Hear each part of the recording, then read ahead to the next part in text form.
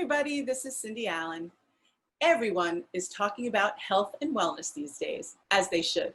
And the business of designing for your health is expanding in every which way imaginable. Today, one of interior design's rising stars, Dan Mazzarini, principal of BHDM Design, shares not one, but two health and wellness projects where design plays a major role in destigmatizing preconceived notions while making people look and, more importantly, feel better. Hi, Dan. How are you? I'm good. How are you? It's so great to see you. How's work going? How's your business?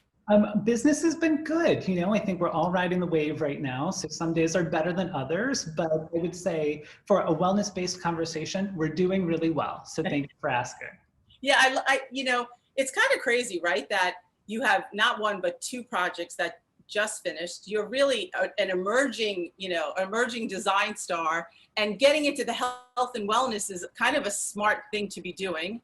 And these are young companies, right? That are like, you know, coming out from who knows where. The first one called Real, like, let's get real, right? Let's get real. Exactly. We said that a lot in our design meetings too. So I bet. So how did this gal find you? You know, Instagram played a role, believe it or not, like the system works. But we partner with a friend named Taryn, who is sort of on their business development side. And so she also plays matchmaker a bit. And so meeting the client and knowing me, she was like, I think you two should meet. And we did, and we just hit it off in the beginning. You know, sometimes there are those clients where you're like, oh, this is gonna be really good. Like, from meeting one, Ariella, who was our client, just was really spirited and awesome, and a really great listener in the process. So it was like sort of a match made in heaven. There we go. So her name is Ariella Safira, right? Yes. Founder of Real, which is Women for Women, right? Yes. And Women for Women plus Dan in this one, I guess. So plus Dan. Okay. I love that. But it's really trying to destigmatize therapy, right? And create a community at the same time. Yeah. You know, it's interesting. As we do a lot of listening and learning on all of our projects. I mean, we are not a wellness firm or known for that to date. Right. But, you know, we kind of do a little bit of everything. And so on this one, it was really listening to what has the therapy process for an individual been to date. And very often it's a one-on-one. Right? It's doctor, patient, however that's happening in a room, sometimes a really sad room. I mean, if you've ever been like, sometimes we're like, you could hire a designer. I know we're paying you enough. But this was kind of flipping that notion to say, let's take people out of the room behind the door and have people understand that, like, there's no shame in going to therapy, right? And so that was the biggest draw, I'm thinking, the destigmatizing word. And so Ariella's goal was to create community around this too, to say, you're not in this by yourself. What you're feeling is a shared experience with other people. And so in seeing people in this community, both in reception and other parts of the space, it really starts to pull apart the foundation of therapy just being about one-on-one, but instead about shared experience. I love something that you wrote, which is celebrating mental health as a pillar of wellness, right? So this was just about to open, right? When COVID hit? Yes. Right? So we did this project, super sprint. It was like 6 months, tops to bots, right? From concept all the way through execution to open, I think, April 1. And of course, like April 17th, all of our work stopped. So it was like half painted walls and like half installed floors and all of that. And so the project was stopped for, I think, about 2.5 months. And after remobilizing, like, this project wrapped in a number of weeks in July. And so gratefully, and like the most awesome millennial way possible, because our client was also 25, did I tell you that? Which is crazy. What? And I found out after the fact, like, she's so brilliant. And afterwards I was like, you are 25 years old. Like, what am I doing? That's insane. Yeah, but after all this, you know, the space, even though they couldn't open their physical space, in the most amazing way, they pivoted. And within 3 weeks of that mid-March date, they went online. And so she had a product to help people no matter what. So bricks and mortar, clicks and mortar, she was gonna kind of get her project out there no matter what. I mean, she sounds amazing. I love that, by the way. I love that you wrote, like, here's a fun fact that it start to finish in 6 months. I'm not sure if I would call that fun, but Yes, yeah. Everyone needed therapy afterwards, but it was in a well-designed space. Right, and you have a place to go for therapy now. So there you go. All right, so let's take us through the space, kind of as if it was a walkthrough. So there's a big welcome when you first enter, right? Yeah, I mean, if you think of sort of therapy, it's a real mom and pop business most of the time. You can't think of like, I don't know of like therapy groups. And so oftentimes you'll walk into sort of a personless room where there's a couple of chairs and you're like, am I in the right place? This is more like putting on our hospitality hat. Right, exactly. There's like a sense of welcome, of arrival, of somebody that greets you and says, welcome to this experience. Like it's time to get real, and all the great puns that you can do with this one. But right. yeah, you walk into a reception space, which actually is manned by someone. It smells great. It sounds great. It's not sterile. And yeah, it's like the first step in sort of acknowledging this different kind of journey. Right, so it was a welcome concierge, a lounge, a library, a refresh station. I understand they even host events there too, right? Yeah, so off of reception is kind of this, it's basically a glorified cube in which all of those things can happen. Mm-hmm. So, lounge seating, sort of like best hotel lobby on a dime, right? Happens in that real lounge, but it can pivot to hold up to 50 people for a lecture series. So again, whether you're one person sitting amongst a group or a group sort of looking at one speaker, there's the opportunity for this interaction all the time and visibility about the community. Yeah, and I like that she understood, probably seeing a lot of your hospitality work, that you would be a right fit in that way too. Yeah, it's very funny. Like you know this, but like my background was branding and retail. So right. 100 years ago, designing stores for everybody, it was all these different design vocabularies. So we've sort of made that entree to hospitality and taken that hospitality notion and applied it forward to wellness now. So not to say it's all in a blender, but it kind of sort of is for us. And this was kind of a great melting pot for so many of those things. Yeah, no, I'm so glad that you found each other, because it opens up what you're doing as well. So, yeah. Okay, so you get past there. I love that the corridor of the space is also used for like a gazillion things. Yeah. Yeah, I mean, first time business owner, right? It was like, how do you take every square foot of 3,500 square feet and make it usable? But we thought about the user journey. And again, back to what therapy was, usually you're in a room, kind of a holding pen before you go in to see your therapist, right. And you come out and you like, get the heck out of there. And this was really about making sure that people have the opportunity to really think, sort of step away from their day-to-day and have a moment of decompression before they go to see their therapist. So knowing the audience that we're dealing with, kind of balancing thought-provoking questions, what are both digital and analog, before you get into your session. And then on the way out too, there's a way to sort of decompress on what we call the front porches. So the hallway has meditation stations, there's front porches before you go into your session. And so it's all really to make this a more well-rounded experience and not just like pop in, pop out. We have to talk about the color blue and why that was chosen and the meaning of that really for like sort of emotionally. Yeah. Yeah. I think in a women for women concept, there needed to be this sort of yin and yang, because we want to celebrate the feminine for female and female identifying people, but we also want to make sure that we're acknowledging strength. And we're acknowledging strength, and we're acknowledging sort of empathy at the same time. And so Ariella came to us and she's like, I love this color blue. Do you think it's too powerful? And I was like, no, I think powerful is a great word, right? I mean, we are trying to empower people to feel their feelings and to do that in a space. And so we use this beautiful Yves Klein blue to really kind of connote those moments of like the individual, the transformative things, whether it is the sofa in the actual therapy suite or the sofas in what we'll talk about, like the salon, where it empowers people to speak, or sort of like those transformational exit experiences. The blue really hits on the sort of main points for the space. So she brought it to us, but we blended it with like a lot of flesh tones because we wanted every body and every voice to be seen in this too.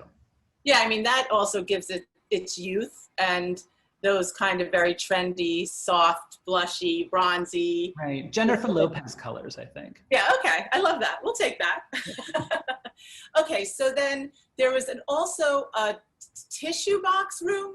Oh no, tissue white, right? The Tell us tissue about box. I mean, that. Right. so again, Ariella, it's like super fun and spirited. We're talking about this, and in the world of choosing your own adventure in this, we're like, therapy goes, well, you need a place to kind of primp and like, you know, feel great before you go back to Fifth Avenue, or you have a particularly impactful and emotional sort of session. Where are you gonna go? And I'm like, oh, imagine if there was this room that was like a gigantic tissue box. And she's like, I don't know what it means, but I love it. So that was sort of the beginning of this. So it is sort of an all white kind of ethereal space that behind this kind of gauzy glowing curtain, it says like, cry or don't, scream or don't, basically feel your feelings in there. Feel your feelings, right? And it had the hanging chair too. It has a hanging chair, kind of just this little, you know, nook to make people feel supported. Yeah. Okay, now we have to talk about the naughty wallpaper that apparently you drew, right? I did draw. It is not my usual target market, Cindy. So this was, you know, going off memory here. But yeah, we, you know, in the sort of choose your own adventure between tissue box and the primp room, we called it. We took that Yves Klein blue and made, we made boob wallpaper. So we made boob wallpaper. I love it. It's so cute too. Thank you. I think it's really the breast wallpaper out there right now. So. And it was fun. So, you know, who else is, we don't have many clients who are like, take the risk, do the thing. And Ariella just, actually, she wore pants one day that had this sort of geometric pattern on it that was like kind of anatomy. And I'm like, right. Oh, you would let us do boob wallpaper. We're going to go for it. And she loved it. And it was awesome. So it's actually very chic. And at first it just does look like a beautiful graphic. So that's what I think makes it work. But I know that you used a lot of women artists throughout the space. Yeah, I mean, you know, I have to take my hat off to my team. We have a very strong female majority team at BHDM who are all awesome designers. But, you know, we wanted to make sure that even though I'm spearheading this, that we are celebrating women in the space. So we have all female artists who contributed. So every part and piece of it, from the screen prints in the front to sort of the line work in the actual therapy rooms to custom illustrations that were done in the salon room, who were actually people, we had portraits done of sort of people that were important to Ariella. They're all done by female artists with intention. So that was— I love those illustrations. They're fantastic. I'm like, I want an illustration. Those are really, really great. You know what, God, we can make it happen. Well, tell me what your favorite space or spaces or maybe feeling or what it gives to other women. Yeah. You know, I think one of the rooms we haven't talked about, but that's really impactful, is this group space, which we call the salon. And we, you know, the notion was taken from sort of French salons where it was a sharing of ideas. It was about academics, but it was about emotion, and it was about this sort of egalitarian sharing of ideas. And so our group therapy space called the salon is really very residential in its appeal. You know, we wanted to make sure this didn't feel like a substance meeting or whatever, but really a place for people to feel nurtured and like they could talk about their feelings. So that's the room with those portraits with sort of beautiful, almost industrial windows that were existing in the space. I'm like, oh, we know how to do this. And, you know, from drapery to soft goods to sort of library books that are in there, I think it has that sort of residential vibe that started to permeate hospitality, and that hospitality vibe that we're now sort of transferring to wellness as well. I don't want to forget about the beautiful reception area. That desk, what kind of tile is that? Yeah, it's this like blush colored, almost cushioned tile. Yeah. And so we got this sample in one day, and I was like, what if this just sort of does this whole, you know, melange across the front? Very Dan Mazzarini, you know, staggered vertical running bond, but it just, so an example of like how materials can kind of make a really simple form sing. That was a really fun one. Yeah, I know that you used a lot of Shaw. You did a lot of, and you did custom with Shaw. Yeah, kind of cool. That Shaw Foundry line is an amazing tool, like super rad. And I had to tell you, like, I spent time just like clicking away. I'm like, this is like custom carpet at my fingertips. I love it. But Cindy, the very best, I have to send you this video. The best reaction we have had from any client ever was when Ariella walked into this meeting just to look at samples, and we had just gotten this custom carpet sample in. I don't even remember this being so pretty. Oh my God. She freaked out. You did? Like how? Like what was it like? She was like, oh my God. She's like, are you not freaking out? She was like, do you do this every day? How do people not lose their minds? And I was like, this is a special project, but a very special reaction too. So, but that's fantastic. That's fantastic. No, and I was looking at the sources and I was like, that's amazing. Go Shaw. That's fantastic. Kind of a little Rorschach, right? A little Rorschach. Yeah, totally Rorschach. Yeah. And Philip Jeffries was in there, and Quadrat was in there. A lot of really good sources. So good for you. Thank you. Thanks. They're an awesome vendor, partnerships on this throughout. Yeah, no, that's wonderful. And so that seemed to be something that she was wanting to bring really good energy into a project that would help a lot of women. That, okay, it might have been a crazy time, but what a result, huh? Really, an awesome result. I mean, we're so proud of this project, but I think it's great on the other side when you have a client that's over the moon. And this was an example of nobody really knew what we were getting into, right? When you're tasked with like, how do you rethink therapy? Everything kind of goes out the window. Right. But we had a client that listened. We had a client that said yes. And at the end, we were given a lot of trust here. And again, super proud of my team, but I think that this was a result of like a lot of great things aligning on this one. Yeah, I mean, it's a big responsibility for a designer to think about the emotional welfare of women, right? And you learn a lot from a project like that, right? I have to tell you, a lot of listening, and a lot of being really humble, right? There was things that would come up that I'm like, I'm going to step away. Like, this is not I have the tools to talk about this, but it was an amazing partnership with her. And I think the outcome was super impactful visually, but also really impactful spaces that lend to people's wellness. So we really kind of checked a lot of boxes, hopefully. Yeah, we feel the same way. So congrats on that one. Thank you. But that's only one project. Now, the second project is actually 3 projects, and it's in the dental world, another 1-syllable word. So we went from real to tend, right? Yes. I think you're allowed to have more than 4 letters in your name still, but maybe not. I don't know. I don't know. I'm BHDM right now, so I know, right? Yes, yeah. So there you go.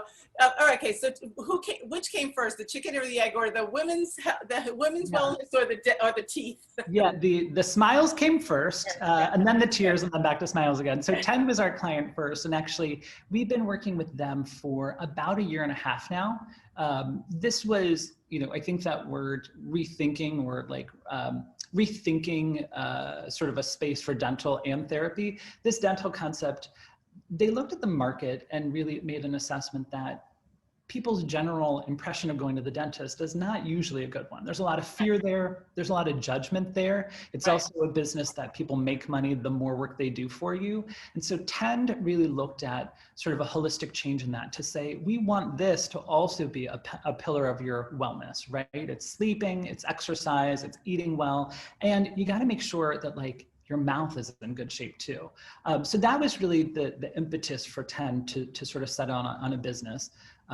But this one was different than the other. While it was hospitality at its core, I wore my sort of like retail hat here because they wanted to scale very quickly. So this was about multiple locations as well as sort of coming up with that kit of parts. Right. So I understand that Wall Street, Flatiron, and then Williamsburg. Who came first? Flatiron was first. And I like what you were talking about, just this idea of this business approach to 3 different locations. So tell us a little bit about that. Yeah, so, it's interesting as a designer, the more we get involved with younger brands, the more we start to get pulled into their real estate too, right?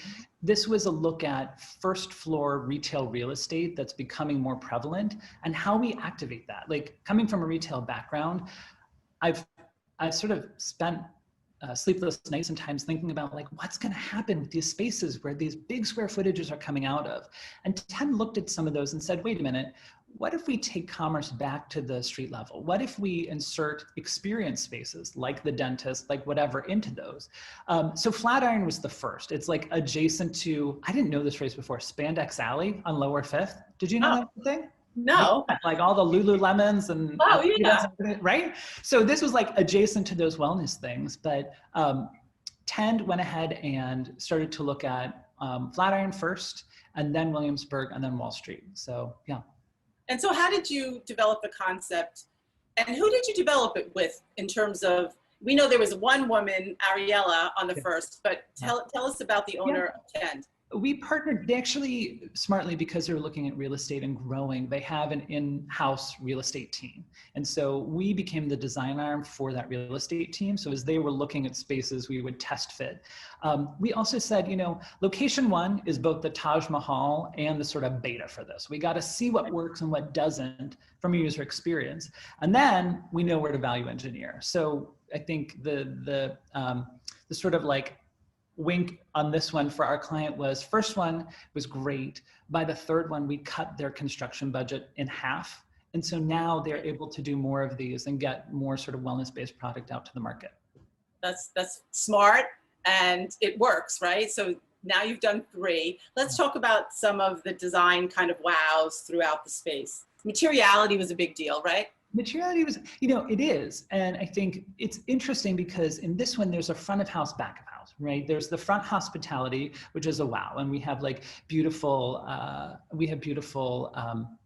think they're Allied Maker lights there. We have, you know, beautiful custom wall coverings in the brushery, right? The swish wallpaper, which is kind of psychedelic and fantastic, yeah. Right? Somewhere between like Listerine and like a little like hippy dippy moment. So that was really fun. We've got a concrete floor tile that has this dental floss kind of line that runs through it. All that's front of house. Back of house needs to be, you know, cleanable, appear like it's clean, bright. We've had to think about sort of color temperature and people's getting like an accurate read on their teeth. So while the spaces are lighter and brighter back there, we didn't want them to feel sort of without personality. So it's this front of house, back of house thing we had to do. I mean, that's something as a designer you haven't had to deal with in the same way, this idea of like hygiene. Yeah. Right? That now it's going to be in everything, right? It is, and it was interesting to take this brand from a pre-COVID to like a post-COVID world too, because this was a company we ended up doing a whole sort of COVID study for them on how they would reopen, because they had 2 locations open, shut down for an amount. In sort of post-COVID, they were sort of first wave of businesses that could reopen. So from, you know, what people were wearing to how sort of, you know, hands were cleaned and surfaces were cleaned, it really sort of changed our thinking, and now locations 4 through 10. So it's been interesting. Oh, so you're doing 10? Doing more, it's happening. Everybody's got a mouth, you know? That's amazing. Wait, so let's talk about some of your graphics and branding expertise, because there are again fun little slogans in places, and people brushing their teeth and looking really cool. Yeah. So you know, I think it's an interesting opportunity to have these sort of street level storefronts and experiences where we want people to look in and we want them to be like, what is this space? And so from working with Tend's sort of in-house graphic team to develop sort of these photographs of people, like every mouth is welcome. So you got all kinds of faces and smiles there.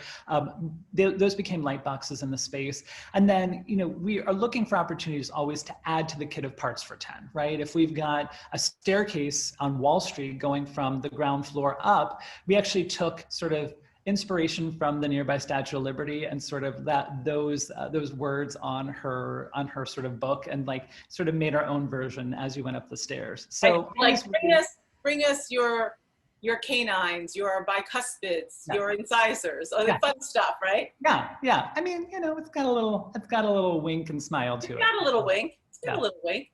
And just in terms of the 3 different locations, how do they both represent where they are? Yeah, you know, we've done sort of this 80-20 rule with Tend, meaning 80% of this has to be scalable, and we have to kind of know what the pricing is going to be. And then we do like 20% colloquialization. So if it's graphics from Wall Street, or if it's something that references the sort of historic storefront at Flatiron, we've pulled in little nods to each location to say, we know where we are and we want to be part of your local community without sort of like blowing the whole thing up each time. I love this. I'm looking at grin goals and happy mouth. Yeah. Those bathrooms are amazing, but those sinks, you got to talk about those sinks. Yeah, so the brushery is kind of a study in more is more sometimes. So, you know, from the Swish wallpaper to the sinks that almost match, we worked with Concrete Cat to do these custom sinks in there. So they're somewhere between concrete and like pressed materials that were done custom, and then the sort of backlit mirrors. A lot of this was sort of a marketing effort to get Tend out there. And so that brush buff and those things are actually, they're hung on the wall backwards. So when you do a selfie in that mirror, it reads the right way in your Instagram story. So we did a whole study on like, which way do you have to write words on the wall to be able to get that in your post? But yeah. That's smart. I have to say, you have to tell me which one. One of the hallways is so beautiful. You think of hallways in doctor's offices as being so gloomy. This one is bright and open and had that beautiful oak with the curve. Thank you. Yeah, so that's the first place we did that was Wall Street. No, and Williamsburg, actually. And Williamsburg is second floor, surrounded with windows. And so all of the dental chairs actually face windows. And so it's like this beautiful view of sort of like from the second floor out.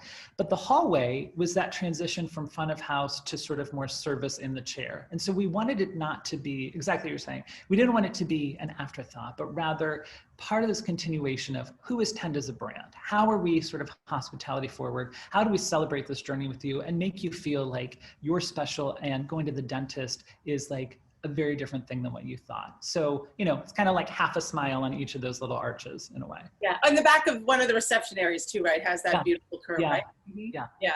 So have you gone there yet? I have gone there. I had Invisalign from there. I've got like, I think I'm their guinea pig a little bit, Cindy. It's great treatment. There's like a barter system going on here. You know what? I wish there was, but they do a great service, so it's well worth it. That's amazing. Okay, so let's just talk about health and wellness a little bit, and what you're learning about how design can really help heal people and make them feel better and take them on a journey that can be positive. Yeah, you know, it's been interesting to have both of these projects before and during and now after sort of this, you know, back to work after COVID in a way. And I'm going to be the optimist here, both in wellness and in physical spaces.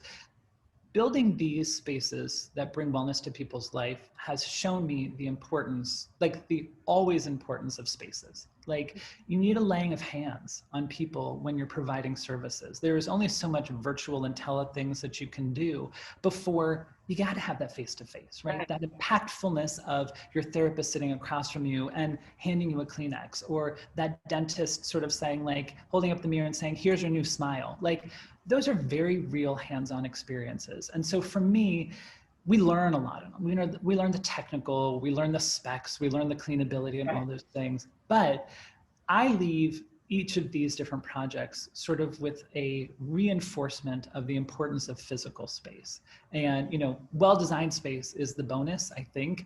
But for me, it's that we're providing the places for these services to happen and creating, you know, ways to sort of destigmatize and make things that are sometimes scary for people less scary. And in the end, hopefully they feel better too. For sure, for sure. Now, what's next for you? Wellness-wise, I wish I could say it was a vacation, but I'm very grateful that it's not. So no, we are talking and growing both of these businesses for people. We're talking to, like, believe it or not, like a women's sexual health company about some things. And so, you know, the wellness wagon, or the wellness wheel keeps turning in a way for us, but gratefully we have those things. We have some big hospitality projects in the works. And so, you know, it's still this like awesome potpourri of lots of different kinds of projects.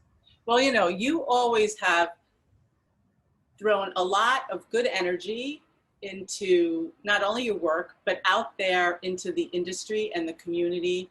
We've loved supporting you and seeing your star like rise, and we're so proud of you, Dan. And we look forward to more. And, you know, it's just so interesting to see how a firm's growth and how it shapes and keeps being pliable and pivoting because of things like this that are happening. But I couldn't be happier for you, seriously. Thank you. And I'm so grateful for you and Helene and everybody who's been an awesome cheerleader for us as we kind of like figure things out. I love being flexible with what we can do as a firm. And so yes to all kinds of projects because they're all fun. So thank you. We always tell designers, my whole career, it's like diversify, diversify, diversify. Now more than ever, right? Yep. And to see your work expand and go into all these different pockets is really, really exciting. So Dan, congratulations, and to your firm, a big congrats. To these new companies, fantastic. I'm going to go for my dental for sure. Yes. And I wish everyone to be healthy and well. That's for sure. Be well, right? Yeah, healthy and well, and feel your feelings. Feel your feelings. Right. All right. So sending good energy out there into the world. And thank you so much, Dan. Thank you, Cindy. Okay. Virtual hug, virtual hug, virtual hug.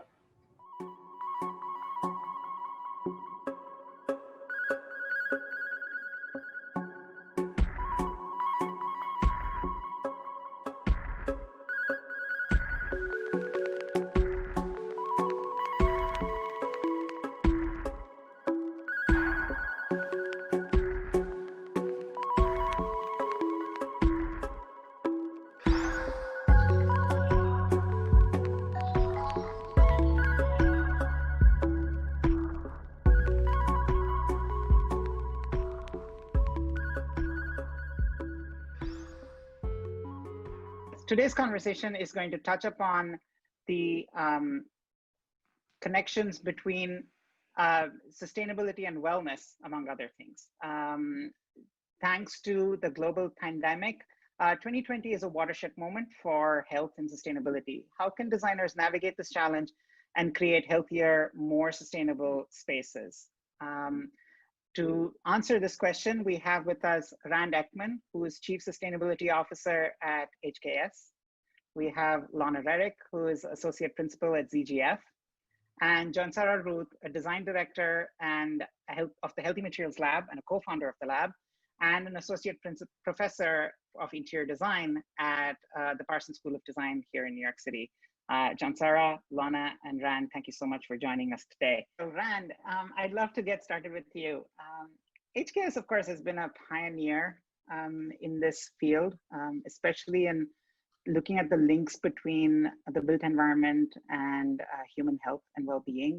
The firm helped develop the Mindful Materials database, which if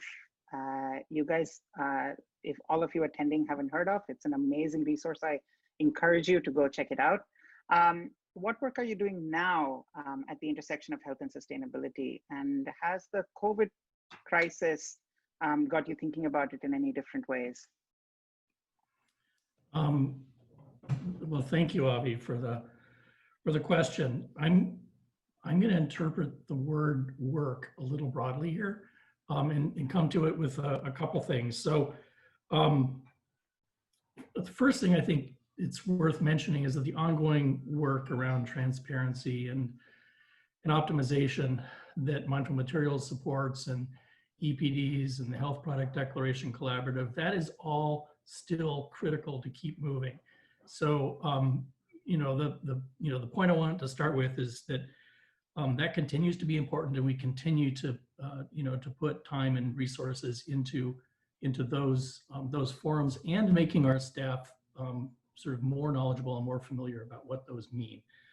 So I do think that COVID has raised some things that were always true and relevant, but made them more foreground issues.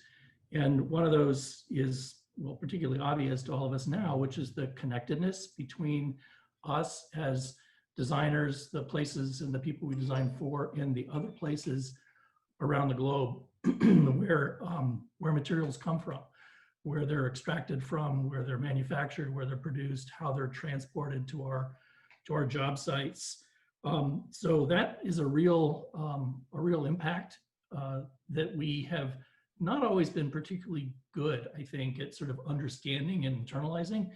And I've never experienced a designer who wasn't trying to do the right thing or did want to do what was responsible for the client or for the community. But I think that connection between what we were doing on a project and the impact in a life cycle supply chain perspective was not always well understood. So I think the COVID-19 reality is elevating that, and it's enabling us to understand that truth a little more fundamentally.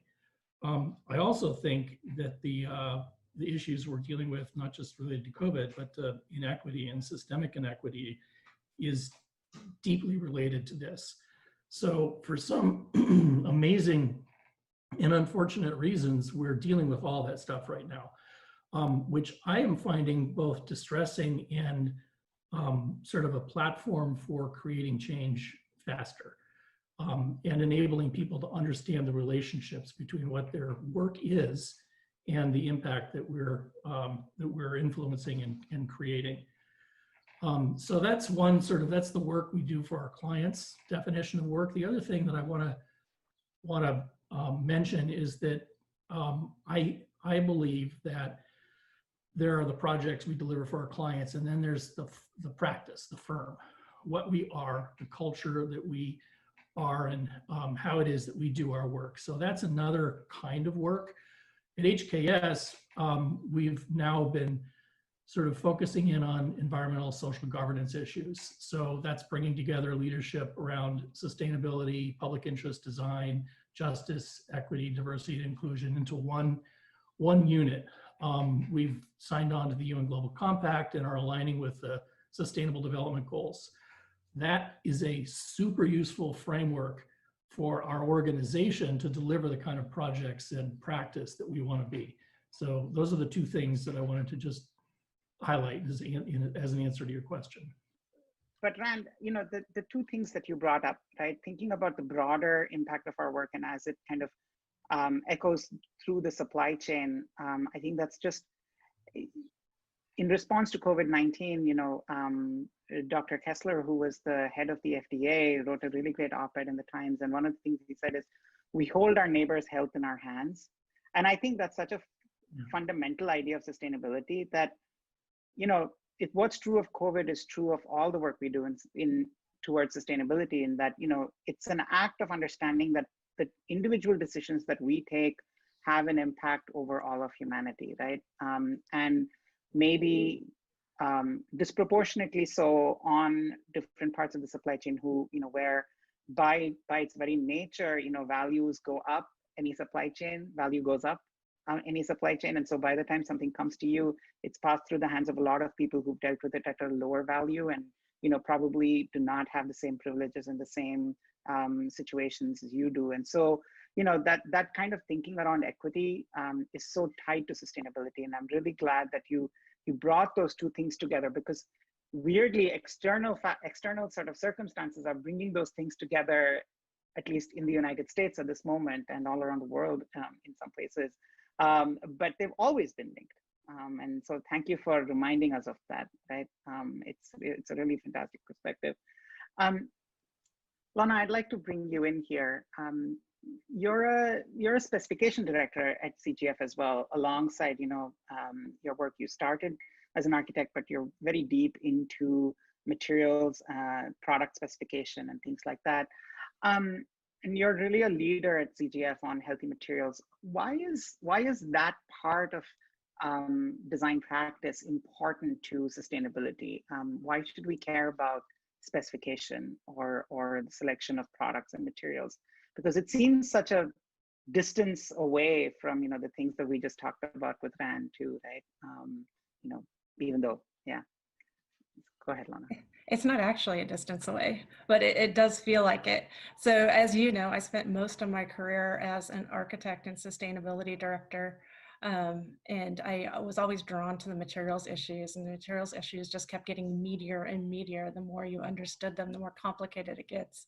So when I came to ZGF 5 years ago, I made this pitch and I followed through on it, that what I really need to do is be an advocate advocate and educator around sustainable materials issues, holistic sustainable materials issues, and to really follow through. And I need to get my fingers in the specifications. So you asked me 10 years ago if I was going to be a spec writer, I probably would have said no way. That's not where my heart is. Now that I'm in it, it's like it feels like a good place for me. It's nice and geeky, but I like what you're starting to bring up about the way all these issues tie together. I spent the last couple of years working on the AIA Materials Pledge, which is near and dear to my heart, and we can put a link to it in the chat for everyone who doesn't know what it is, but it's looking at materials holistically, and it's all health. It's all health. So the 5 areas of Materials Pledge are human health, climate health, ecosystem health, social health and equity, and a circular economy. And I think with COVID, like all those issues, you start to see this is all connected. Climate health is human health, and equity is human health.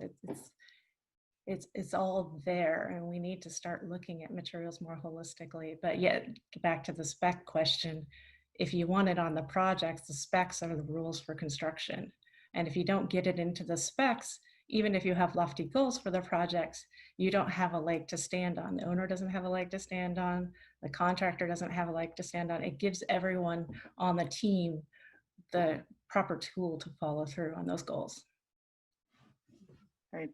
I think, that's exactly it. As designers, we have great intentions with our projects. Both you and Rand spoke about that, right? Nobody sets out not to do good. We all set out to do good. And I think, though, how do we sharpen our tools for doing good? How do we make them as robust as possible? And specification is one part that's, I feel before all of you started doing the work you're doing, I would say in the last decade or so, it was certainly not given as much attention as it should as part of the design process. But now we understand this vitality, and also a place where designers and architects and others in the profession, including contractors or developers or engineers, have huge agency and have huge power to do good. So if you want to do good, that's one great place to actually focus your efforts. There are others, of course, but that is a great place to focus your efforts. Chansara, at the Parsons Healthy Materials Lab, which you founded and you direct, you do many things, but one of them is to educate designers on material use. You run some great professional development programs, which I know a lot of people in sustainability circles definitely vouch for and love. And you're also looking to the future of material science. You're kind of playing with materials, inspiring students and designers to kind of invent new materials or find new modes of material use. What's on the horizon when it comes to materials or systems, building systems, things like that, that really support human health in this holistic way that we've been talking about? Yeah. I mean, it's great to hear what Rand and Lona have to say about materials, because our work works right together with some of the values that have just been spoken about, the interconnectedness of things and the inequity that this time has really made transparent, and also all the different ways that we can define health, what a healthy material is, the list that Lona just listed. So when our work also starts with transparency. It starts with understanding what materials are, what are they made of, and if we look back through the life cycle of materials, where did they come from at the very start, and where do they go to at the very end, and every moment in between. Like, one of my favorite assignments to give a student is to just track how many human hands have touched the material before it gets to the in-use phase. Just that, just to track it. And it takes hours, maybe days, to track that, because we understand from the raw materials origin all the way through to the in-use, and then to the disposal or to the recycling phase. And so it's kind of extraordinary what it reveals, and also the kind of social paradigms that it reveals. But so, you know, we start with transparency, like everybody. We're huge fans of the work that Mindful Materials has done, that Health Product Declaration has done, to really begin to reveal what are the ingredients in products that are harmful. And once we identify those, then we have to start saying, okay, we work with manufacturers and advocate with manufacturers to say, let's eliminate the ingredients that are harmful and restructure the material ingredients so that the material composition is good, not bad. And we continue that work, and that's very important work. And I think, you know, that works right hand in hand with specification, which is what makes specification not just a geeky thing, but actually like the crux of the whole issue in a big way. You know, specification is everything in so many ways. But, you know, we started getting impatient, and, you know, we have the privilege of being in the academy, where we can think outside of what might be needing to be applied tomorrow, for instance, but what could be developed. And so if we start with the ingredients instead of the end product and eliminating, we start instead with good ingredients. Let's just look at materials that have good ingredients so we don't have to eliminate everything. Then we come up with a much narrower group of materials, because there aren't a whole lot of good building products that have all good ingredients. And so I'll just say that, you know, the thing that our lab is kind of obsessed with right now is hemp lime materials. So it's a mixture of a plant, which is hemp, and a stone, which is limestone baked into lime, and together with a little bit of water makes incredible materials. And, you know, that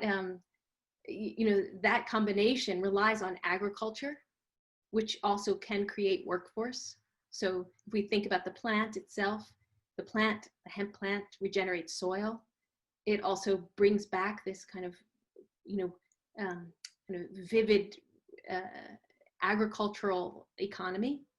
It can support people in making that. And then we're talking about industrial hemp for fiber, hemp for hurd, not the hemp that is used for CBD. It's a different strain of plant.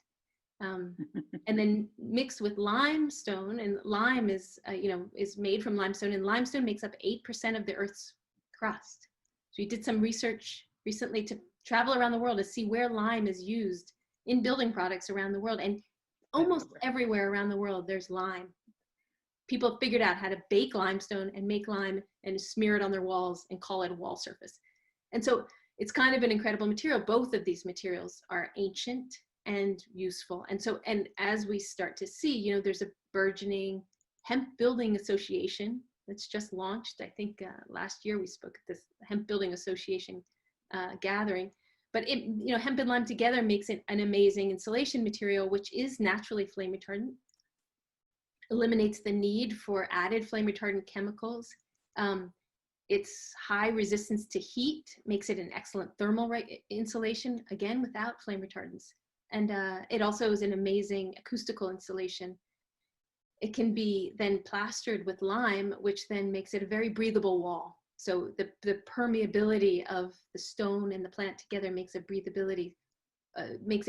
And so then the spaces that we're in are kind of breathable. It absorbs moisture from the air when it's too wet and releases moisture in the air when it's too dry.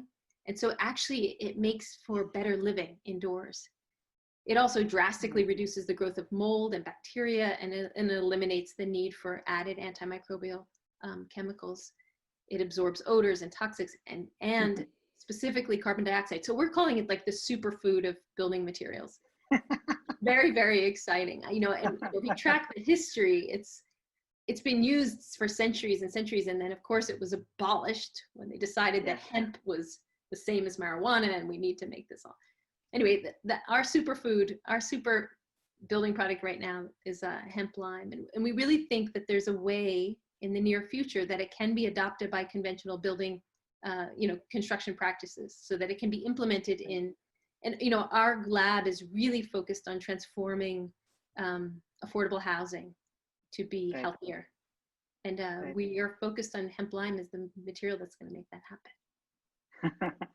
We're here today talking about healthy people, healthy planet, the connections between health and sustainability. And with me are Rand Ekman from HKS, Lorna Reddick from ZGF, and John Sarah Ruth from the Parsons School of Design. and we've already touched upon many things, but I think fundamental here is this idea of, you know, understanding the broader scope of our work as architects and designers, not just in the impact that it can have on the lives of or the businesses of clients and end users, however you define those, but rather that, you know, buildings have other stakeholders who may be invisible to us.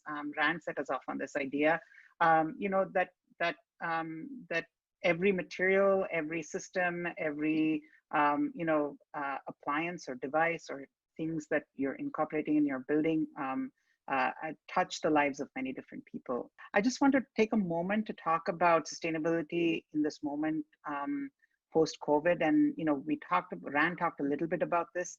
I just want to pick up on that for a second. You know, obviously we had immediately, you know, people talking about antimicrobials. We're seeing a host of like social distancing design features being recommended, you know, partitions and screens and, you know, rules for offices and protocols, the 6-foot office, you know, whatever, people have already started to codify some of those things. And I think there's some concern that, you know, we might be acting out of, you know, we're not thinking necessarily long term when we think about those things. I just want to get your perspective on sort of what do you think is a measured and reasonable approach to this public health crisis when it comes to design that doesn't run counter to all the work that we've done on sustainability. Go ahead, Rand. So I'll offer a thought or two. I think what you've brought up is a very real issue today. I mean, I experienced a lot of an upswell of concern around what to do related to COVID, and I didn't see the thinking related to unintended consequences bubbling up at the same level as the sort of desire to resolve things. So antimicrobials is a very good example of that. And you know, there was a lot, and I think continues to be a lot of discussion around the appropriateness of antimicrobials. My personal feeling is it's generally a bad idea. It's not a component of materials and products that we should be utilizing. However, to get to that point, it requires a lot of education and a thinking process that sort of engages the idea of an unintended consequence. So one of the things that I saw happen related to antimicrobials is a lot of discussion around copper and the efficacy of copper. And there's a whole lot of science that needs to be delved into related to that question, which sort of brings the need for us to do deep research. And I quite like the fact that Metropolis has a lab for housing that kind of content now. And the other thing it brings forth, if we think about this stuff in a holistic way, is that in many parts of the world, copper extraction is a pretty harmful practice in many communities, and harmful not just to the communities, but to the health of the people who live there. So there's this sort of, you pull on one thread and it pulls with it all these other issues. And for us to really, as practitioners, for us to really sort of grapple with that, we have to really think holistically. We have to think in terms of unintended consequences, and we just must do our research, which takes a little deliberation and time. It's a discipline that I think we just really need to sort of, you know, wrap our arms around. Right, right. We're seeing a lot of questions coming up about hemp as well. So I'm sure we're going to see more antimicrobials and copper coming up too. Lana, I'll let you come in, and then I think we'll go to audience questions here. Yeah, I think we have a human tendency towards the easy fix, which is let's just apply antimicrobials. And I'm gratified to see on some of our projects that people are starting to look at this, at the more simple solution, that maybe the solution is to have cleanable surfaces. And I relate it to, you know, we all have learned recently that washing your hands is really important and more effective than almost anything else you can do to prevent the spread of this pandemic. So, you know, if you can make your building washable so that it can do that simple practice, I think that's a better solution than antimicrobials, which will wear off and add toxicity to the environment. Right, right. Linda Chin asks, can you talk about the challenges in building codes regarding the acceptance of alternate or unusual, but often more sustainable materials? You know, copper, hemp lime. I mean, basically, how do we codify healthy and sustainable materials? Jansara, maybe you want to comment on this, and then if anybody else has a reaction. Yeah, I know. I mean, that is the big challenge, you know, to get the acceptance by the building codes. And it is a lot about how it's categorized. You know, hemp lime, we call it hemp lime because it's not confused with concrete. You know, a lot of people call it hempcrete, which then confuses it with concrete, which is a structural material. Hempcrete is not a structural material. So we limit it to the ingredients. And so as an insulation material, then there's a kind of a narrower criteria for how it's tested. And it's being tested now through, there's a group, an ASTM kind of working group working with ASTM to get some certification there. There's been a flammability test, which it passed with flying colors. And so it's making, you know, we have to do these kind of tests in this country to prove that it can be accepted by the IBC, by the International Building Code, but also by the Residential Code. In Europe, it's been accepted already, and so we have a predecessor in this way. You know, we have a predecessor that's very current, and so we do. You know, it's just the hard task, going through all of the testing and then bringing it to the Building Code board. And so those are the challenges. But when we know, you know, we develop a material that does subscribe, we know through you know, more grassroots testing that it does perform at these different levels, then, you know, we have a lot of optimism about the acceptance in the near future. Yeah, I mean, thinking long-term codes are kind of living things, right? Or they should be. And so there's a really interesting relationship between design and code. It's kind of like a chicken and the egg. Sometimes, you know, things need to be implemented in code before they can be designed. And yet we know so many examples, HKS, ZGF, all of you have done work where, you know, code change happened as a result of, you know, accumulated sort of knowledge over multiple projects. And, you know, there are lobbying efforts, and architects and designers are part of that. And, you know, code change happens because of that. You know, there's also there's also sometimes incentives built to, you know, exceeding code or things like that. So it's a really interesting kind of place to think about. And it's also a place, I think, where architects and designers can have influence. Marsha asked, most chemicals and materials are never tested for impacts on health. I'm not sure that's true, but let's discuss it. How are these assessed in your systems? Are they presumed safe?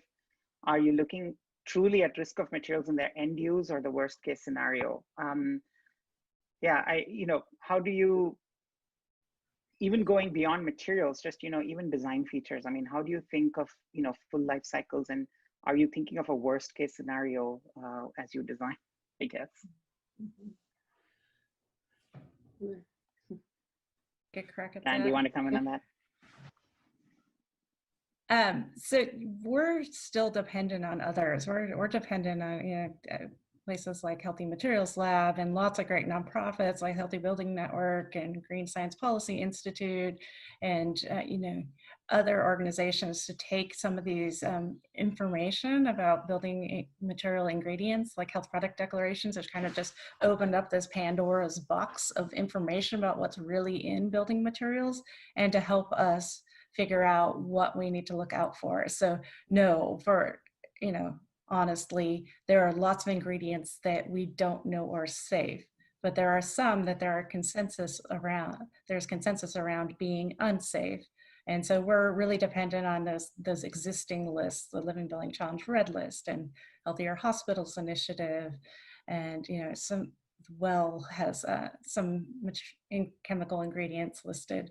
We are just dependent on this kind of like consensus that starts to form around which chemicals we should avoid. And, you know, looking at classes of chemicals is really important too, so you don't get those regrettable substitutions. BPA is that great example. We got the BPA out of baby bottles and water bottles, and it got quickly replaced with BPS and BPF, which are close cousins and are likely at least as harmful as BPA. So we don't want to do that. So if we can keep trying to look at things at a class-based level. But honestly, we we need that research to keep continuing into like, what do we need to be concerned about so that we can act on those things that we need to be concerned about. Just building on that, there's the 6classes.org, which is put out by Green Science Policy Institute, is that class, philosophy that Arlene Bloom put forward, which is really, just look at the class, like Lona's saying, but it's a very, they're quick 3 or 4 minute videos. We worked collaboratively on those videos, and, keeping close attention to the accurate science, but to say, so anyway, so if you're interested to watch 6classes.org has very short videos, which can just tell you a little bit about each class of chemical and how that class is linked to human health and disease. And so, there've been some great stories of like IKEA has eliminated perfluorinated chemicals or highly fluorinated chemicals, and just like made a decision in their company to say, our products will not contain this class of chemicals. And that's a huge, huge impact. Yeah. Yeah, and I will offer that there's an enormous amount of information to know, and it's overwhelming. And when you dive down into the impacts of particular chemicals, you can get lost pretty quickly. So as we like to sort of help our staff understand how to navigate that problem, we talk about the precautionary principle. And the idea that if you don't really have full knowledge, or the science isn't conclusive because it isn't complete yet, or we just don't know, act with caution, err on the side of human health. And I think there are many materials that are relatively innocuous and very fine to use. Select those. If you don't know, don't go there, or be cautious about going there. There might be other sort of factors in the project that could push you that direction, but do it with caution and err on that side, not the other. Yeah. We have a question here from Verda Alexander, who's of course one of the founders of Studio Plus A in San Francisco. She says, even healthy materials require resource use and have a carbon footprint. How do we make this bigger conversation around regenerative design versus just sustainable design? It's a great broad question. I'd let you guys react to that. I was just going to follow Rand. I'm not sure if this is an exact answer, but just follow Rand's point, which is, one of the things that we can try to avoid is adhesives, like which then pulls together the human health aspect, because adhesives are generally pretty egregious in terms of their toxicity. But it also addresses circularity. It also addresses, regenerative or recycling or reuse. So if something is not glued together, for instance, 2 pieces are not glued together, and instead they're mechanically fastened, then they can be taken apart and reused or recycled. And so it's a very simple kind of concept, like try to avoid adhesives and try to use mechanical fastening instead of glues. I think that it sounds very simple, but it can be profound, especially if it's thought about at the very beginning of a project, so that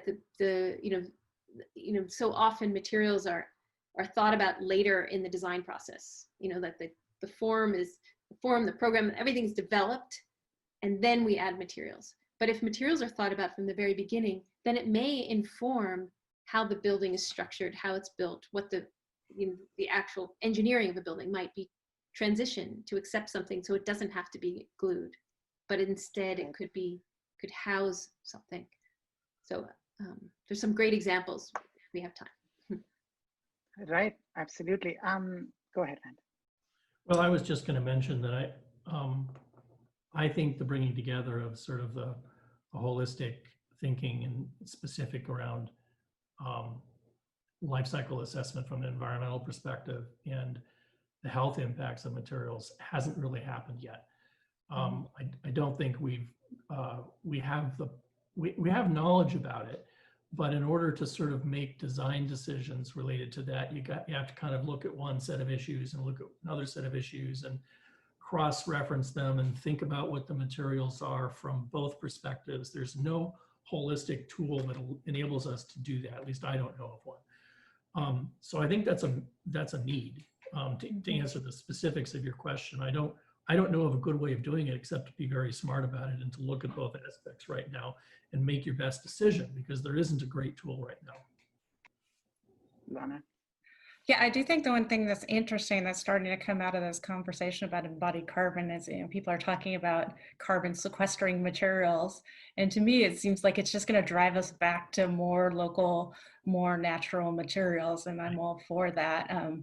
I always talk about materials like the space we're in being, maybe 20 years behind the food movement. And can we get to the farmer's market for building materials? Mhm. Mhm. Yeah, and it brings in what Jansara was mentioning about circular economy, which we're going to need to create in the near future, or we're going to be, well, we're just going to run out of stuff. We have to start thinking about it differently. That's the other piece that I think is so interesting about this time. I mean, it's a horrific time for so many ways, and at the same time, if we have to be more resourceful, more locally resourceful, like if we think about supply chains and the pressure on supply chains to produce things, then can we find something more locally that could be a substitution? I think there's some, inspiration in the horror of things. There's some kind of, I don't know, repair has come back into the fore, and local, like the farmers market of building materials is a great example. What can we find locally? So, I love that metaphor. We're here talking today about healthy people, healthy planet, the connections between health and sustainability, with Lana Rerick from ZGF, Jansara Ruth from Parsons School of Design, and Rand Ekman from HKS. Thank you all so much for joining us. There's a few questions here, again, relating to the question that I'd asked earlier. Sean Robertson asked, how can you address the worry over COVID cleanability with sustainable materials? Karen Tanner Holt asks, what is the concern about going backward as we go to more disposable items for fear of reuse? We have other folks who've asked about, single-use plastics, things like that coming back. I mean, when I look at, single-use face masks that have been discarded on the streets of New York, I mean, it's incredible. So let's return to that idea for just a second about, how do we hold the strength to not lose momentum on sustainability as we respond to the COVID-19 crisis? We talked about antimicrobials. I think there's a lot of questions about disposability and sort of disposable culture. So maybe we can talk a little bit about that. I'm not sure I've got an answer for it, to tell you the truth. I do think it's one of those unintended consequences that we're experiencing right now. And we're reacting from either I think it's a position of fear or in some instances it's opportunity that is maybe a little bit misplaced that needs more thinking. Sorry, I think it's just as simple as that. We shouldn't be doing that. We need a different solution. Right. Yeah. No, I've thought about the same thing so much. Like now we're disposing everything because that's the, we're constantly, for any of these decisions, you constantly have to weigh your decision one thing against another. Like often you have to make the choice for human health against another decision about, maybe, the carbon impact or the impact on water versus, I was thinking about a washable mask. But then, then of course we are consuming energy and water. So there's always a balance about what you're choosing. Right. We're going to take some questions now at a fairly rapid clip. We're about 3/4 of the way through today's program, and we have quite a few questions on the list here. Lana, maybe this is one for you to pick up on. Can we talk about materials that many designers don't know are bad for the environment? Are there sleeper materials on the red list that are still widely used that you just want to call out attention to? Oh, there's a couple. I'm going to try not to use brand names. When I first got to ZGF, everyone was in love with this rice husk siding. And they're like, it's just made of rice husks and mineral salt. And it's actually got a vinyl base to it. So it's like, you had to dig really deep to get to that truth. So if it looks like plastic, it probably is plastic. Another one that people were thought was safer, just automatically safer, was rubber flooring. But if it has recycled tires in it, that's actually quite hazardous too. It's right down there with vinyl.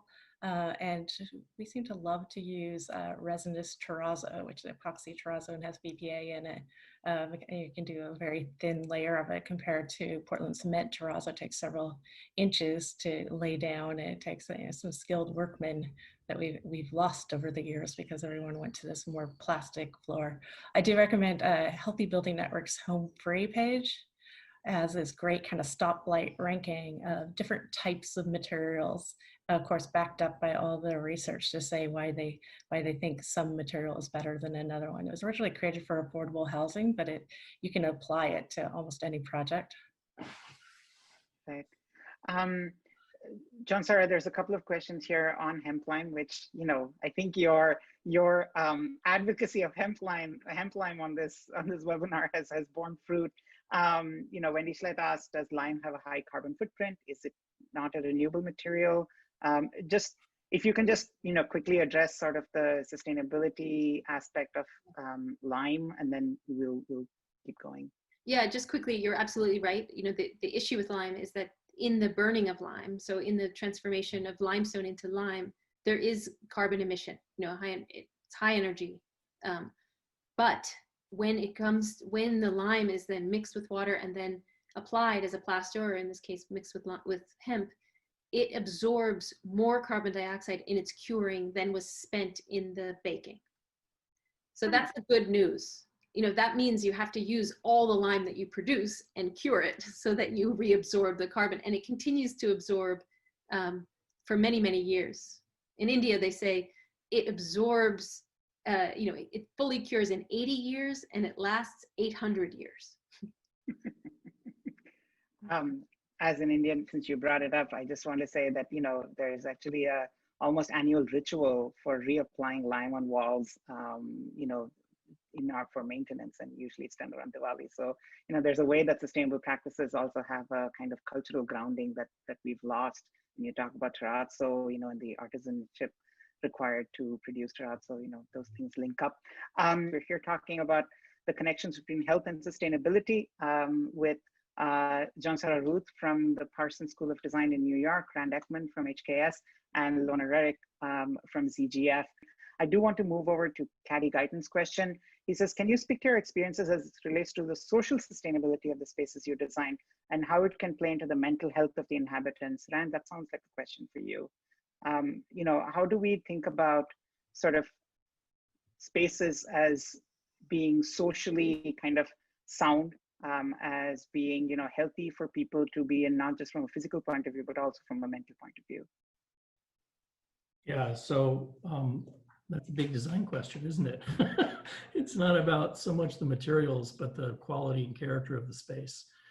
I will say that one of the things that we've been struggling with right now is that question as it's related to the fact that we don't work in an office anymore. We work in many different environments and you know, in various rooms in our homes or in our backyards or wherever that's playing out. And I do think that there's been a sort of a heightened recognition of the sort of, I don't know, the mental health of those types of spaces that is either built or not built into the environment. And we're grappling with that now because we have to, because, you know, we're dealing with it multiplied by every single person who is in our organization now being in their own individual space.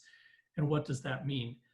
So questions of quality of light and biophilia, access to nature, views, all of those characteristics that sort of create healthy spaces, mentally healthy, productive spaces, are definitely in the forefront of what we are trying to think about. And we're working, well, I don't honestly know the answers, to tell you the truth.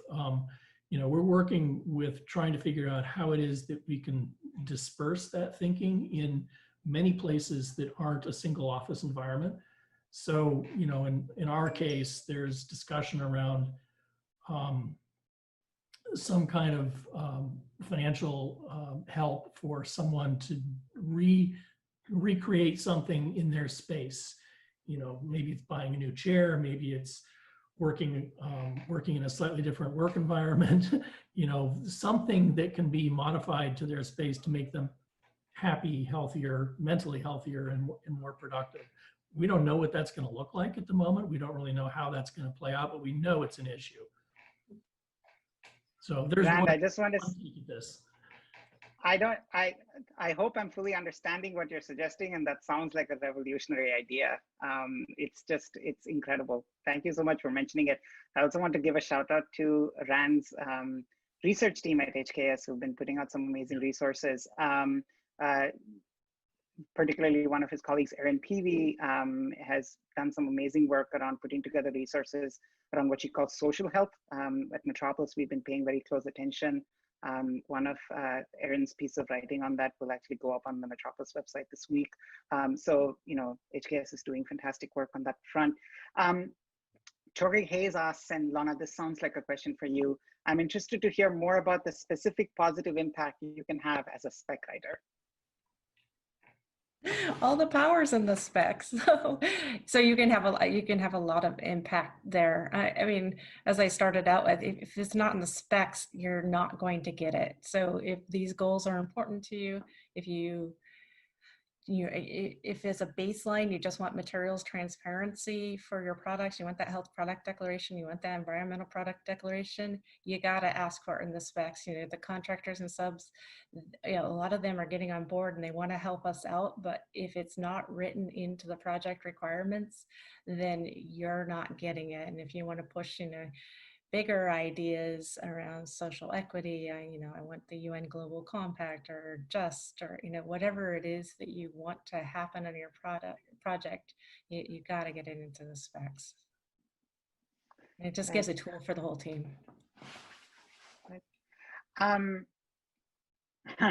We have a couple of questions here that I think are linked. I'm going to pick up William's, but I think it also addresses Elena's, even though she's asking specifically about New York. I'm going to generalize it a little bit. William asks, you know, the adoption of healthy materials depends not just on sustainability and equity and renewability, but also market forces and dollars. To what degree should government policies and intervention be involved in increasing adoption of healthy building materials? And might such policies be harmful for innovation? I linked a little bit to our code question earlier. John, sorry, do you want to take that? How do we get government involved in a positive way?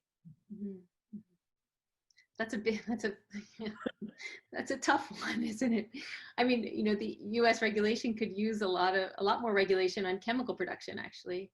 You know, in petrochemical production, that's where we need regulation so that innovation can flourish. You know, I was on a panel with an architect from Denmark, or maybe he was from Norway, who basically said, "Oh, I'm so sorry for you guys. You don't really get to design. You just have to think about like what's going in everything all the time. We don't have that problem because they have regulation, and then they get to just, you know, the design can flourish." So, you know, I think that the regulation really needs to be about the chemical production. But, you know, we can get into the geeky stuff about parts per million, like how many parts per million of each specific kind of egregious chemical can we tolerate and can we not tolerate?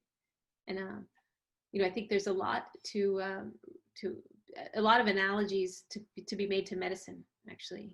You know, so we think about like how much can the body tolerate as a medicine that's typically seen as might be somewhat poisonous, but it will kill things in the body that are good. You know, if we take antibiotics, we might take a probiotic.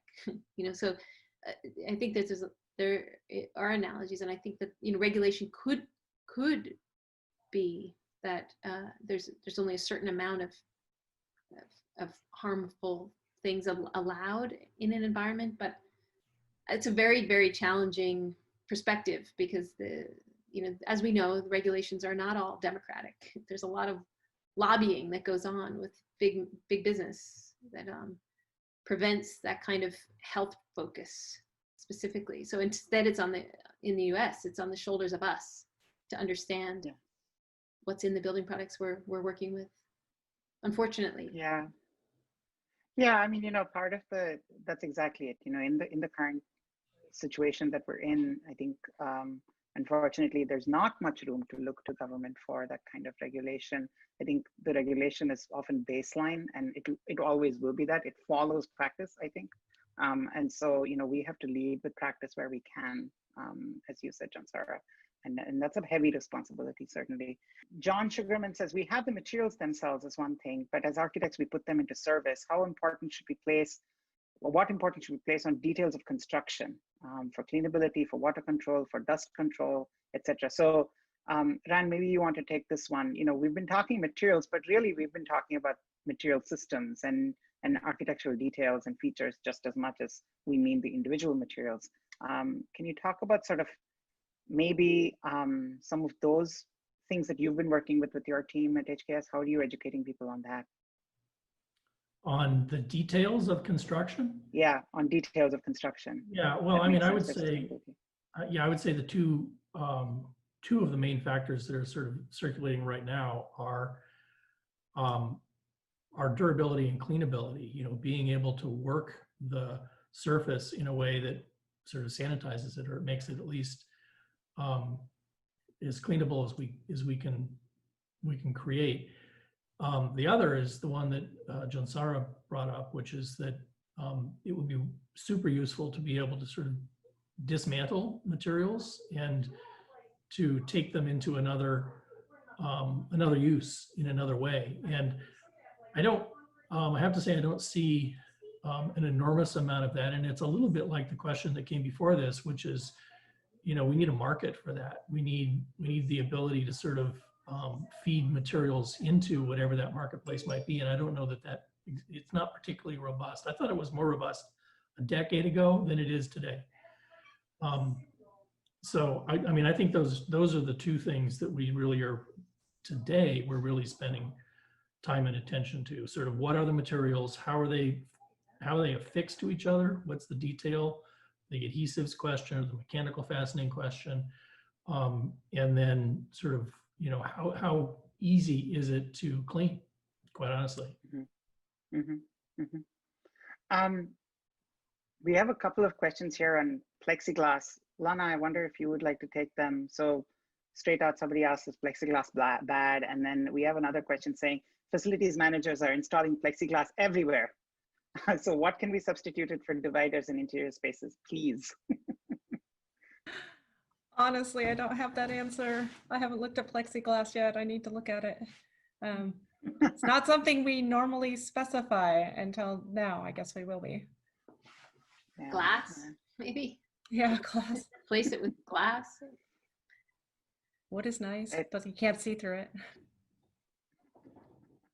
Reused glass, old window glass. Oh, that's cool. Create the market now.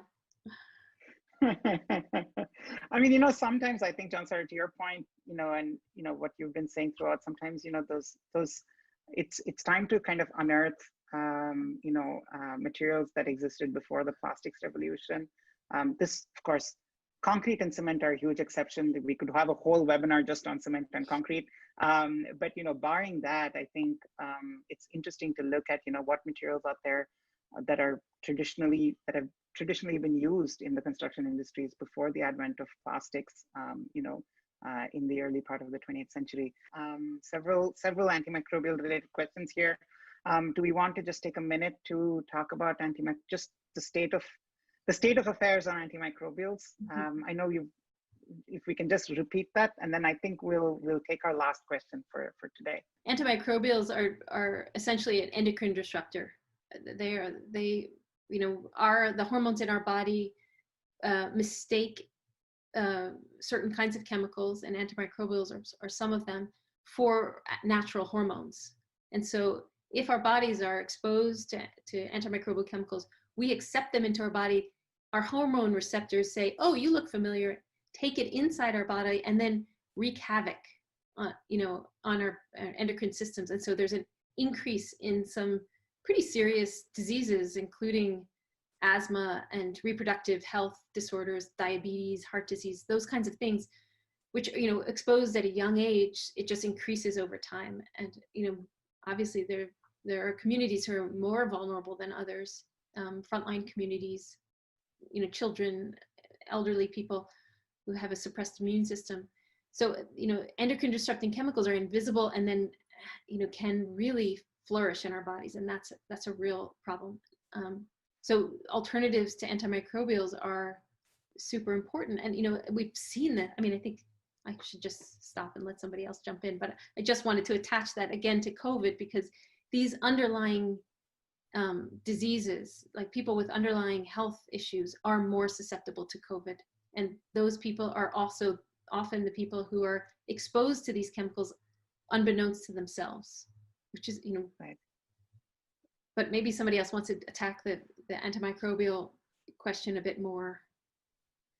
I'll also just say that, research has shown that a lot of common antimicrobial products like perfluorinated compounds, PFOAs, PFAs, are proven to bioaccumulate. So not just through humans, but they can accumulate in other species and then eventually through the food chain end up in human bodies. So even if you've never been around any one of those surfaces, if like, imagine and this was literally a study that I saw, a landfill with a water source next to it, the fish get it, it accumulates in the food chain up till it actually accumulates in significant quantities in populations whose food sources can be traced around that. So it's just, even if you never touch an antimicrobial in your life, there's some research that says that, it can really wreak havoc on natural chains and food chains and then end up in our bodies as a result of that. Lana, go ahead.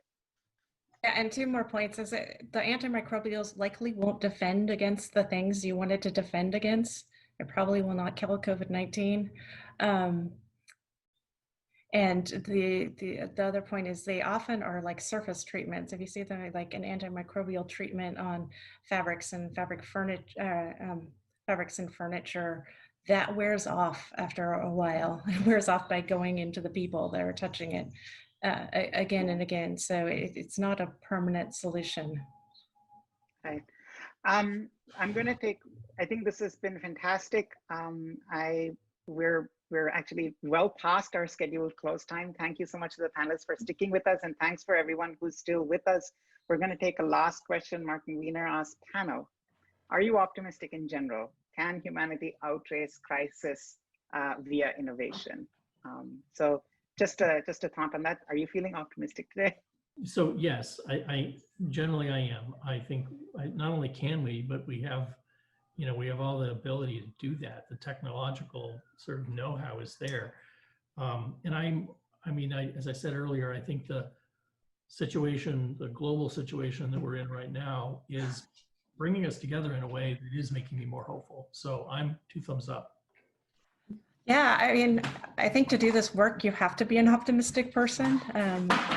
When I came to ZGF, I made the pitch that like nobody is looking to poison their fellow human beings today. Like we're all, as designers, optimistic people in general. And I'm finding this time that we're in kind of hopeful.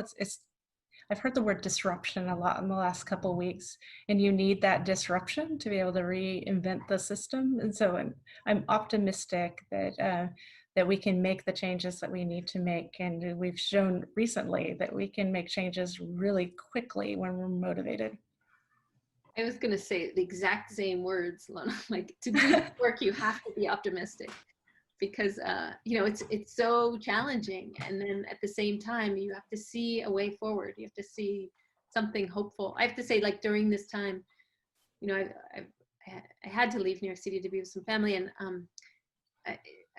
since the airplanes aren't flying as much and people aren't moving as much, the wildlife is going berserk. Like there are so many birds and so many. I mean, the amount, we all have seen it. I think just the amount of life that's out there on this planet is kind of remarkable. And seeing the dramatic drop in carbon emissions, in big industrial places in the world it's just amazing what can be done, what can be done. And of course this is forced, but again, like going back to that original, question in the very beginning that I think Lona and Rand both answered beautifully. It's like, this whole thing is interconnected, climate health and human health and ecological health are all completely tied together, as well as equity and, you know, social justice. So yeah, we have to be optimistic to move forward, definitely.